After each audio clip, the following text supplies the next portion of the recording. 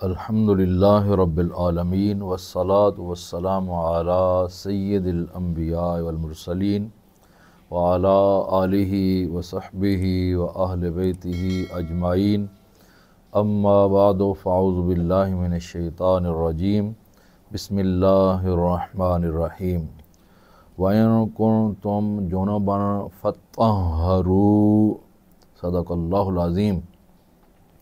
अल्लाहुम्मा सल्लि अला सय्यिदिना मुहम्मदिन व अला आलि सय्यिदिना मुहम्मदिन व बारिक वसल्लिम।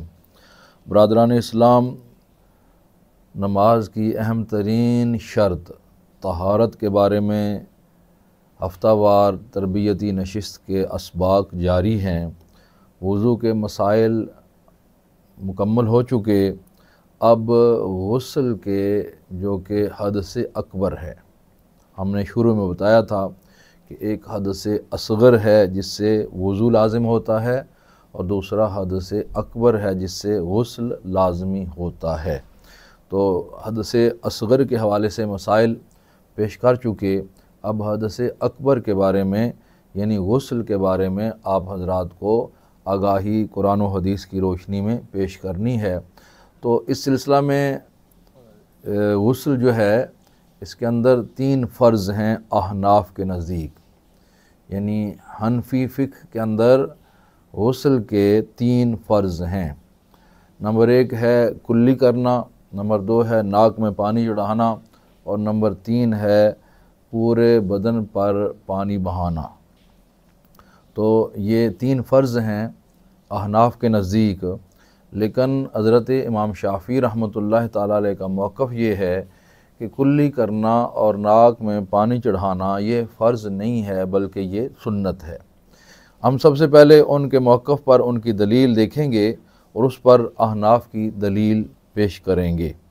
तो इमाम शाफ़ी रहमतुल्लाह अलैह ने जो दलील पेश की है, मैं बरकत के लिए पूरी हदीस शरीफ पेश कर दूँगा ताकि उससे मज़ीद भी अहबाब को तालीम हासिल हो सके। उनकी जो मौक़िफ़ वाली बात है वो तो 2 लफ्ज़ों में है कि रसूलुल्लाह सल्लल्लाहु अलैहि वसल्लम ने इरशाद फरमाया 10 चीज़ें फ़ितरत में से हैं यानी सुन्नत हैं और उनमें कुल्ली करना भी शामिल है, नाक में पानी चढ़ाना भी शामिल है। मैं उस पूरी हदीस को पेश करना चाहूँगा ताकि सुनने वालों को मज़ीद इल्म भी हासिल हो सके। तो वो रवायत है मुस्लिम शरीफ की हदीस नंबर 604, अबू दाऊद शरीफ की हदीस नंबर 53। हज़रत अम्मा जी आयशा सिद्दीक़ा रदियल्लाहु ताला अन्हा राविया हैं। आप फरमाती हैं कि रसूलुल्लाह सल्लल्लाहु अलैहि वसल्लम ने इरशाद फरमाया अशरुम मिनल फ़ित्रा, 10 चीज़ें फ़ितरत में से हैं यानी 10 चीज़ें सुन्नत हैं, इनको इंसानी फ़ितरत में रखा गया है। नंबर 1 है क़स्सु शारिब, मूँछें कम करना। नंबर 2 है वइफ़ाउल लिह्या, दाढ़ी को बढ़ाना। व सिवाक, मिसवाक करना। व इस्तिनशाकुल मा, और नाक में पानी डालना। व क़स्सुल अज़फ़ार, नाखून तराशना। व गस्लुल बराजिम, यानी उंगलियों के जोड़ों में पानी पहुँचाना, धोना। व नतफ़ुल इब्ते, और बगलों के जो नीचे बाल हैं उनको उखेड़ना। व हल्कुल आनते, ज़ेरे नाफ बाल मूंडना। व इंतिक़ासुल मा, और इस्तिंजा करना। ये 9 हुई और रावी कहते हैं नसीतुल आशिरा, मैं 10वीं भूल गया हूँ, 10वीं चीज़ मैं भूल गया हूँ। लेकिन उन्होंने अपने तरफ से इजाफ़ा किया इल्ला अन तकूनल मज़मज़तु, लेकिन मुझे ये ख़्याल है कि कुल्ली करना है 10वां। तो इस तरह इस हदीस शरीफ में 10 चीज़ें जो कि फ़ितरत से बयान की गई हैं उनको सुन्नत करार दिया गया है। तो इमाम शाफ़ी रहमतुल्लाह अलैह ने चूँकि इसमें मज़मज़ा और इस्तिनशाक यानी कुल्ली करना और नाक में पानी डालने का भी ज़िक्र आया, तो इससे उन्होंने मौक़िफ़ लिया कि कुल्ली करना और नाक में पानी डालना ये वज़ू की तरह यहाँ भी सुन्नत है। तो हालांकि इसमें वज़ू का ज़िक्र नहीं है, गुस्ल का अलग से ज़िक्र नहीं है, लेकिन उन्होंने फ़ितरत में से ये चीज़ें लेकर हदीस रसूल से अपना मौक़िफ़ मज़बूत कर लिया। मैंने बताया कि मुस्लिम की हदीस नंबर 604 है और अबू दाऊद शरीफ की हदीस नंबर 53 है। ये जानने के बाद एक रवायत जो कि दाराकुतनी में है, वो मुरसल रवायत है, वो भी इमाम शाफ़ी रहमतुल्लाह अलैह के मौक़िफ़ पर दलील है। और उसमें है इमाम इब्न सीरीन सहाबी का नाम नहीं ज़िक्र कर रहे और रसूलुल्लाह सल्लल्लाहु अलैहि वसल्लम का फरमान बता रहे हैं कि हुज़ूर अकरम सल्लल्लाहु अलैहि वसल्लम ने इरशाद फरमाया, अल इस्तिंशाक़ु फ़िल जनाबत सलासन, के 3 मरतबा जनाबत के गुस्ल से इस्तिंशाक यानी नाक में पानी चढ़ाना सुन्नत है। ये दाराकुतनी की हदीस नंबर 400 है। तो ये एक हदीस मुस्लिम की और दूसरी दाराकुतनी की, उनसे इमाम शाफ़ी का मौक़िफ़ हासिल हुआ। इस पर आप पहले गौर कर लें कि जो मुस्लिम की रवायत है उसमें वज़ू और गुस्ल का ज़िक्र ही नहीं है, अलग से उनकी तफरीक नहीं की गई, जबकि जो दाराकुतनी की रवायत है वो अज़ ख़ुद मुरसल है। अब इन पर दलाइल पर जो हम दलील पेश करने जा रहे हैं वो अहनाफ की दलील है, कुरान मजीद की आयत सूरतुल माइदा का हिस्सा है। अल्लाह करीम ने इरशाद फरमाया, व इन कुंतुम जुनुबन फत्तहरू, अगर तुम जुनबी हो जाओ यानी तुम पर गुस्ल फ़र्ज़ हो जाए तो खूब पाकीज़गी हासिल करो, खूब तहारत हासिल करो। अब इसमें चूँकि एक तहारत है और उसके ऊपर ये तशदीद यानी शद डालकर लफ्ज़ के माना में शिद्दत पैदा की गई है, उसमें मुबालगा पैदा किया गया है कि खूब पाकी हासिल करो। एक है सिर्फ पाकी हासिल करना और एक है खूब पाकी हासिल करो। तो अब इस खूब में हमारे उलमा ने कहा कि फिर जहाँ तक पानी पहुँचाना मुमकिन है वहाँ तक पानी पहुँचाना ज़रूरी करार दिया जाए। यानी हम नाक में पानी चढ़ा सकते हैं और कुल्ली कर सकते हैं, तो इन दोनों तक भी पानी पहुँचाना ज़रूरी है ताकि कुरान पाक की आयत पर अमल हो जाए कि खूब पाकीज़गी हासिल करो। अगर कहा जाए कि आपने वज़ू में इसको फ़र्ज़ क्यों नहीं करार दिया, तो हमारा जवाब यह है कि वज़ू में कहा गया था फ़ग़सिलू वुजूहकुम, चेहरा धोवो, चेहरा धोना है। तो चेहरा जो हिस्सा नज़र आता है इसको कहते हैं, मुंह के अंदर वाला हिस्सा चेहरा नहीं है, नाक के अंदर वाला हिस्सा चेहरा नहीं है। तो जब वो चेहरा ही नहीं है तो उनको हम कुल्ली और नाक में पानी चढ़ाने को सुन्नत करार दे रहे हैं ताकि चेहरे के धोने वाला जो फ़र्ज़ है उसकी तकमील हो जाए।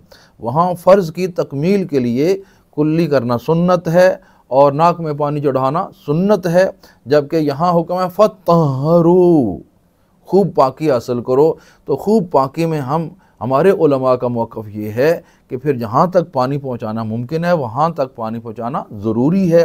तो जब ज़रूरी है तो मुंह में पानी डालकर कुल्ली करना भी ज़रूरी हुआ और नाक में पानी डालकर नाक को क्लियर करना ये भी ज़रूरी हुआ। तो इस तरह हमारे मौक़िफ़ की दलील कुरान पाक की आयत है। ये हुआ वज़ू के फ़राइज़ के बारे में जो वजाहत थी वो मुकम्मल हो गई कि इमाम शाफ़ी रहमतुल्लाह अलैह ने 2 चीज़ों को सुन्नत करार दिया, जबकि कुरान पाक की आयत की रूह से वो सुन्नत नहीं बनती बल्कि फ़र्ज़ बनती हैं। उसके बाद हैं गुस्ल की सुन्नतें। नंबर 1 है गुस्ल करने वाले का अपने हाथों को धोना। नंबर 2 है शर्मगाह को धोना। नंबर 3 है जिस्म के अगर किसी और हिस्से पर भी निजासत लगी हो तो उसको भी दूर करना, धोना। और नंबर 4 है नमाज की तरह वज़ू करना। नंबर 5 है सर पर पानी बहाना। नंबर 6 है पूरे बदन पर 3 बार पानी बहाना। और नंबर 7 है फिर उस जगह से थोड़ा हट जाना, जहाँ गुस्ल कर रहे हैं वहाँ से थोड़ा हट जाना। और पाँव धोना 8 नंबर सुन्नत है पाँव धोना। तो अब चूँकि जहाँ पर गुस्ल खाने वगैरह बने हुए हैं ये पुराने दौर की बात है, अब जो हमारे टॉयलेट या गुस्ल खाने हैं वहाँ हट जाने की जगह ही नहीं होती, लिहाजा वहाँ ये असल में बात क्या है, हट जाने की वजह क्या है? हट जाने की वजह यह है कि आपने वज़ू किया तो आपको चाहिए कि आप पाँव ना धोएं, क्योंकि आपने गुस्ल करना है तो गुस्ल करते हुए आपका जिस्म का सारा मुस्तामल पानी पाँव से होकर गुज़रेगा, तो इसलिए वो दोबारा मुस्तामल पानी उससे गुज़रेगा। तो आपको चाहिए कि आप आखिर में सारा गुस्ल मुकम्मल करने के बाद पीछे हटकर पाँव धो लें। तो आज भी गुस्ल खानों में ये तो मुमकिन है ना कि आप सारा गुस्ल कर लें, गुस्ल करने के बाद अगर उसी जगह पर आप पाँव को धो के जूते वगैरह पर रख लें, दूसरे को धो लें, फिर उसको जूते पर रख लें, या वो जगह जिस पर पानी मुस्तामल जो गिर गया उससे हटकर भी आप पाँव को धो सकते हैं। तो इस तरह वजह ये थी कि पाँव पर जिस्म का मुस्तमल पानी गिर रहा है, तो इसलिए आप पीछे हट के दोबारा से पाँव धो लें। तो मौजूदा दौर में जैसे आपके लिए आसानी हो, इस सुन्नत रसूल पर अमल कर सकते हैं कि अपने पाँव को बहरहाल आखिर में धोना है, ताकि उस पर फिर दोबारा मुस्तमल पानी इस्तेमाल ना हो। इन सब सुन्नतों की दलील एक ही हदीस शरीफ है, जो कि मुस्लिम शरीफ में हदीस नंबर 722 है और बुखारी शरीफ में हदीस नंबर 257 है। मैं आप हज़रात को पूरी हदीस शरीफ पेश कर रहा हूँ ताकि वज़ू का सारा तरीका रसूलुल्लाह सल्लल्लाहु अलैहि वसल्लम का आपके सामने आ जाए और उसमें जितनी सुन्नतें बयान हुई हैं वो उनका भी ज़िक्र हो जाए। हज़रत अब्दुल्लाह इब्न अब्बास रदियल्लाहु अन्हु, ये हज़रत उम्मुल मोमिनीन हज़रत मैमूना रदियल्लाहु ताला अन्हा के भांजे हैं, यानी कि हुज़ूर सल्लल्लाहु अलैहि वसल्लम की ज़ौजा हज़रत मैमूना रदियल्लाहु अन्हा और हज़रत अब्बास हुज़ूर के चचा उनकी बीवी, ये दोनों आपस में बहनें हैं। और हज़रत अब्बास की उम्मुल मोमिनीन मैमूना क्या लगी? खाला लगी।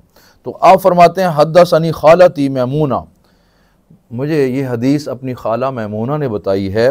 क़ालत, फरमाती हैं, अदनई तो रसूलुल्लाह सल्लल्लाहु अलैहि वसल्लम, मैंने वज़ू का पानी हुज़ूर सल्लल्लाहु अलैहि वसल्लम के करीब किया। गुस्लहु मिनल जनाबत, वो गुस्ल कौन सा था? जनाबत से गुस्ल था। फ़गसला कफ़ई है, हुज़ूर ने अपने हाथों को धोया। मर्रतैन और सलास, 2 मरतबा या 3 मरतबा। सुम्मा अदखला यदहु फिल इनाए, फिर आपने अपना दायां हाथ जो है ये बर्तन में डाला। सुम्मा अफ़रगा बिही अला फ़र्जिही, फिर इस दाएं के साथ अपनी शर्मगाह पे पानी डाला। वगसलहु बिशिमालिही, और अपनी शर्मगाह को बाएं हाथ से धोया। सुम्मा दरबा बिशिमालिहिल अर्दा वदाला कहा दलकन शदीदा, फिर जिस हाथ से इस्तंजा किया था उसको ज़मीन पर मला और ज़ोर से मला ताकि उसके साथ जो निजासत लगी है वो धुल जाए, ख़त्म हो जाए। तो आज के दौर में इसकी ज़रूरत इसलिए नहीं होगी कि अब साबुन वगैरह या इसके मुतबादल और चीज़ें भी हैं, तो इसलिए उसको ज़मीन पर मलने की ज़रूरत नहीं है। तो सुम्मा तवज़्ज़अ वुज़ूअहु लिस्सलात, फिर आप सल्लल्लाहु अलैहि वसल्लम ने वज़ू किया नमाज जैसा वज़ू। सुम्मा अफ़रगा अला रासिही सलासा हफ़ानात मिल अकफ़िही, फिर आप सल्लल्लाहु अलैहि वसल्लम ने 3 चुल्लू भर कर अपने सर पर पानी डाला। और उसके बाद सुम्मा गसला साइरा जसदिही, फिर आपने पूरा जिस्म धोया। सुम्मा तनहा अन मकामिही ज़ालिक, फिर आप इस जगह से थोड़े हट गए। फ़गसल रिजलैहि, फिर अपने पाँव को धोया। सुम्मा अतैतुहु बिलमिंदील, फिर मैं रुमाल है इसमें, अब तो उसका मुतबादल तौलिया आ गया, फिर मैं रुमाल लेके हाज़िर हुई। फ़रदहु, लेकिन आपने इस्तेमाल नहीं किया। तो ये हदीस मुस्लिम की है और बुखारी की भी है। इसमें रसूलुल्लाह सल्लल्लाहु अलैहि वसल्लम के पूरे गुस्ल का तरीका आप हज़रात के सामने पेश कर दिया गया। तो इसमें जो वज़ू की सुन्नतें हैं वो शामिल हो गई। और एक चीज़ थी कि हमारी सुन्नत जो बदन पर निजासत लगी हो तो दूर करना, वो इसमें शामिल नहीं है। इस्तंजा करना है ना, तो इस्तंजा करने का मकसद है कि जो निजासत लगी हुई है वो दूर हो जाए। तो हमारे उलमा ने फरमाया जैसे इस्तंजा करके शर्मगाह को धोना ज़रूरी है, ऐसे ही अगर बदन पर किसी और जगह पर निजासत लगी हो तो उसको दूर करना भी ज़रूरी है। लिहाजा इसी हदीस से ही मसला इस्तिंबात किया गया है। अब एक और मसला है कि बाज़ लोगों के बाल बड़े होते हैं, तो ख़ासकर औरतों के बाल तो लंबे होते हैं, तो उन्होंने जूड़ा वग़ैरह किया होता है, चोटी बनाई होती है उनको किसी भी तरीके से बांध कर। तो इसमें अब 2 चीज़ें हैं, एक अगर किसी मर्द ने ऐसी चोटी बनाई हो, जूड़ा बनाया हो, वो उसका क्या हुक्म है, और औरत ने बनाया हो उसका क्या हुक्म है। तो मर्द के लिए तो बहरहाल वो जूड़ा वग़ैरह खोल के गुस्ल करना ज़रूरी है, जबकि औरत के लिए रसूलुल्लाह सल्लल्लाहु अलैहि वसल्लम का इरशाद मौजूद है कि वो जूड़ा न खोले, अलबत्ता बालों की तह तक पानी पहुँचाए। इस पर 2 हदीसें पेश करके बात ख़त्म है जी। रवायत है हज़रत अब्दुल्लाह बिन राफ़े, जो कि हज़रत उम्मे सलमा के मौला ग़ुलाम हैं रदियल्लाहु ताला अन्हा। तो उन्होंने हज़रत उम्मे सलमा रदियल्लाहु अन्हा से रवायत की है कि आप फरमाती हैं मैंने रसूलुल्लाह सल्लल्लाहु अलैहि वसल्लम की बारगाह में अर्ज़ की, इन्नी इमरातुन अशुद्दु ज़फ़रा रअसी, या रसूलल्लाह मैं ऐसी ख़ातून हूँ कि मैं अपने सर के बालों का जो चोटी है ना, बड़ी शिद्दत से उसको बांधती हूँ, बहुत कस के बांधती हूँ। तो फ़अनक़ुज़ुहु लिग़ुस्लिल जनाबा, हुज़ूर उस चोटी को मुझे गुस्ले जनाबत के लिए खोलना पड़ेगा। तो आका करीम अलैहिस्सलाम ने फरमाया ला, नहीं आप नहीं खोलेंगी। इन्नमा यकफ़ी का अन तहसी अला रअसी के सलासा हसयात, तेरे लिए काफ़ी है कि तू सर पर 3 जो है लप, 3 चुल्लू लप पानी डाले, ये तेरे लिए काफ़ी है। सुम्मा तुफ़ीदीन अलैकिल मा, फिर अपने जिस्म पर पानी बहा ले, फ़ततहुरीना, तू पाक हो जाएगी। ये मुस्लिम शरीफ की हदीस नंबर 744 है। लेकिन किसी के ज़हन में, किसी हमारी बहन बेटी के ज़हन में आ सकता है कि सिर्फ़ पानी डालना ही तो कहा है, ये जड़ों तक पानी पहुँचाने की कौन सी बात है। तो इसको क्लियर करने के लिए अगली हदीस पेश कर रहा हूँ। मुस्लिम शरीफ की हदीस नंबर 750 है।